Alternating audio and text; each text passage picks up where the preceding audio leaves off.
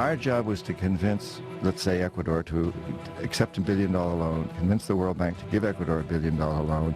90% of that $1 billion would come back to the United States to pay for Halliburton, Bechtel, these kinds of, or these types of companies, to build the infrastructure, and then, which would only serve the wealthiest people in those countries. And then the country would be stuck with this huge debt, which over time would continue to be refinanced and get larger and larger and larger, so that in fact today, Ecuador owes more than 50% of its national budget just to pay down its debt service, which means there's very little money left to go to pay for the education or health services for the poor people, who are the ones who suffered from these projects. It was their rivers that were destroyed as we built hydroelectric plants. It was their land that was destroyed, and while a few of their people got wealthy, as a few of ours did. So now they're saddled with this incredible debt that they can't possibly pay. And so we go in and demand our pound of flesh, very much like the mafia. That's why we called ourselves hitmen.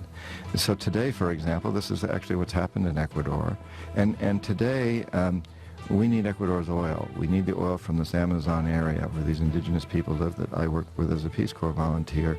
And we tell Ecuador, since you can't pay off your loans, what you need to do is turn over your Amazon to our oil companies.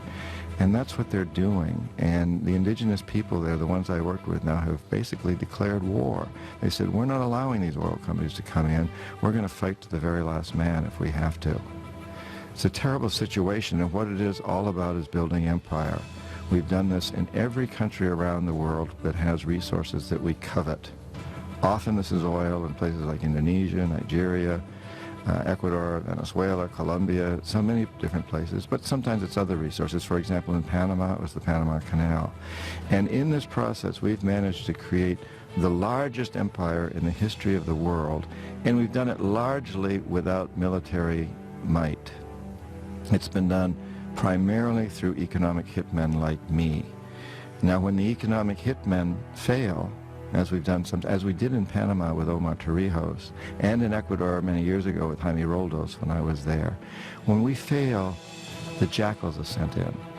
And these are CIA-sanctioned troublemakers. They will try to foment coups in a country. They'll try to overthrow the president. If they fail, if they're not able to do that, then they'll assassinate him. And Jaime Roldos of Panama, who was not overthrown, well, he was assassinated. And Omar Torrijos, Jaime Roldos of Ecuador, Omar Torrijos of Panama, the same thing happened. We economic hitmen failed, the jackals went in and assassinated these presidents. It happened with Allende in Chile, Arbenz in Guatemala. It's part of what Vietnam was about. And when the jackals fail and the economic hitmen both fail, as in Iraq, the final step is for us to send in our young men and women to die and to kill. And that's what we're doing in Iraq today.